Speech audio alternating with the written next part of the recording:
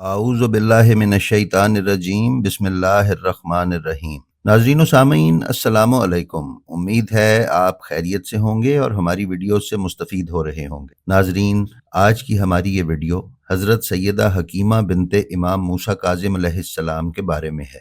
آج ہم ان be be کے بارے میں معلومات آپ کی خدمت میں پیش کرنے کی سعادت حاصل کر رہے ہیں، لیکن ویڈیو پر جانے سے پہلے ہم آپ سے گزارش کرتے چلیں کہ ہمارے چینل کو سبسکرائب کر لیں اور بیل آئیکن کو کلک کر دیں تاکہ آپ ہماری کسی بھی ویڈیو سے محروم نہ رہ سکیں۔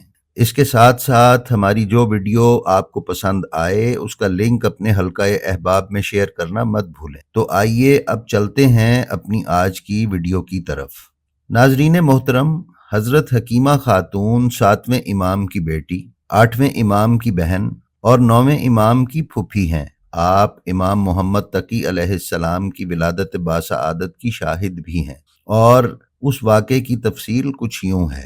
امام موسیٰ ابن جعفر علیہ السلام کی دختر اور امام رضا علیہ السلام کی ہمشیرہ سیدہ حکیمہ فرماتی ہیں کہ جب امام محمد بن علی کی ولادت کا وقت آن پہنچا تو امام رضا علیہ السلام نے مجھے بلا کر فرمایا، بہن حکیمہ، بی بی خیزران اور دایا کے ہمراہ ایک کمرے میں چلی جائیں۔ پھر امام نے ہمارے لیے ایک چراغ روشن کیا اور دروازہ بند کر کے چلے گئے۔ اسی وقت بی بی خیزران سلام اللہ علیہا کی حالت متغیر ہو گئی اور چراغ بھی بجھ گیا۔ میں فکر مند ہوئی، لیکن اسی وقت اچانک امام جواد علیہ السلام نے 14ویں کے چاند کے مانند طلوع کیا۔ آپ کا بدن لطیف اور نرم و نازک کپڑے میں لپٹا ہوا تھا اور آپ کے نور نے کمرے کو روشن کیا ہوا تھا۔ میں نے امام کو اٹھا کر اپنی گود میں لے لیا اور وہ نازک کپڑا آپ کے بدن سے الگ کیا۔ اتنے میں امام علی ابن موسیٰ اور رضا علیہ السلام کمرے میں تشریف لائے اور آپ کو لے کر گہوارے میں ڈال دیا اور فرمایا، بہن گہوارے کا خیال رکھنا۔ 3 روز گزرنے کے بعد امام جواد علیہ السلام نے اپنی آنکھیں آسمان کی جانب کھول دی اور دائیں اور بائیں جانب نگاہ دوڑائی اور پھر فرمایا، اشہد ان لا الہ الا اللہ و اشہد ان محمدن رسول اللہ۔ میں گواہی دیتا ہوں کہ اللہ کے سوا کوئی معبود نہیں ہے، اور گواہی دیتا ہوں کہ محمد صلی اللہ علیہ وآلہ وسلم اللہ کے پیغمبر ہیں۔ میں امام رضا علیہ السلام کی خدمت میں حاضر ہوئی اور عرض کیا، میرے مولا، میں نے اس بچے سے بہت حیران کن بات سنی ہے۔ امام علیہ السلام نے فرمایا، کون سی عجیب بات آپ نے سن لی؟ میں نے جو سنا تھا وہی سنا دیا۔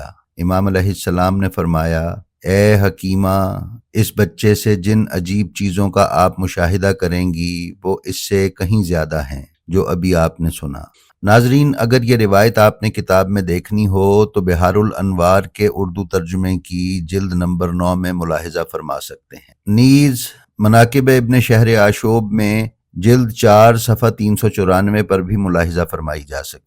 ناظرین، حضرت حکیمہ سلام اللہ علیہا اپنے بھائی امام رضا علیہ السلام کے فرامین کی راویہ ہیں۔ ان سے نقل ہونے والی روایات کے پیش نظر کہا جا سکتا ہے کہ آپ کو امام علی رضا علیہ السلام نے اسرار سے آگاہ کیا تھا۔ بہرانی کہتے ہیں کہ حکیمہ خاتون ایک جلیل القدر اور عالمہ خاتون تھیں، بزرگ، عبادت گزار اور صالح خواتین میں سے تھیں۔ طولانی عمر پائی، مگر ان کی زندگی کے بارے میں زیادہ معلومات ہمیں دستیاب نہیں ہیں۔ یہ بہت ہی صاحب نفوذ، عاقلہ اور درایت کی مالکہ تھیں۔ آئمہ طاہرین، سادات اہل بیت اور لوگوں کے نزدیک اعلیٰ مقام رکھتی تھیں۔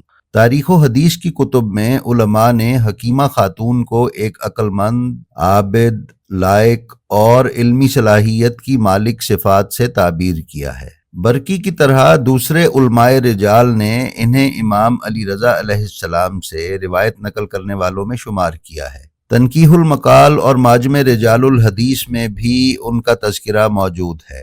علامہ مامکانی نے تنقیح المقال میں ان کا نام روات میں ذکر کیا ہے اور انہیں حضرت امام محمد تقی علیہ السلام کی ولادت کے شاہدین میں سے شمار کیا ہے۔ نیز امام محمد تقی علیہ السلام سے کرامات کی روایات بھی ان سے نقل کی گئی ہیں۔ اسی طرح اصول کافی، اثبات الہدا اور بحار الانوار میں ان کی روایتیں منقول ہیں۔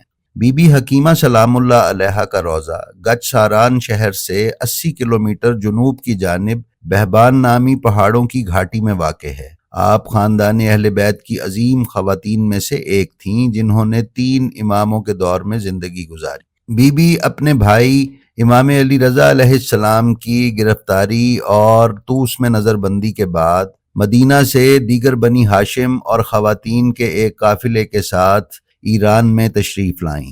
آپ کا ذکر اصول کافی اور بحار الانوار میں موجود ہے۔ حالات کی سختی اور دشمن کے شر سے محفوظ رہنے کے لیے آپ نے دور دراز پہاڑیوں کے اندر ایک غار میں پناہ لی جہاں آپ کی رحلت ہوئی۔ اس روضے کے محل وقوع پر غور کیا جائے تو معلوم ہوگا کہ سادات والے رسول پر کس طرح سے زمین تنگ کی گئی اور وہ اپنی اور اپنے متعلقین کی جانیں بچانے کے لیے ویرانوں، جنگلوں اور پہاڑوں میں روپوش ہو گئے کہ جہاں بنیادی سہولیات اور خوراک کی رسائی تو دور کی بات، انسانوں کا بھی نام و نشان نہیں تھا۔ جی تو ناظرین، یہ تھی ہماری آج کی ویڈیو جو ہمیں امید ہے آپ کو پسند آئی ہوگی۔ ہماری اسی طرح کی ویڈیوز دیکھتے رہیے اور ہمیں دعاؤں میں یاد رکھیے۔ اپنا اور اپنے گرد و پیش والوں کا بہت سا خیال رکھیے اور خلق خدا میں آسانیاں تقسیم کرتے رہیے۔ السلام علیکم۔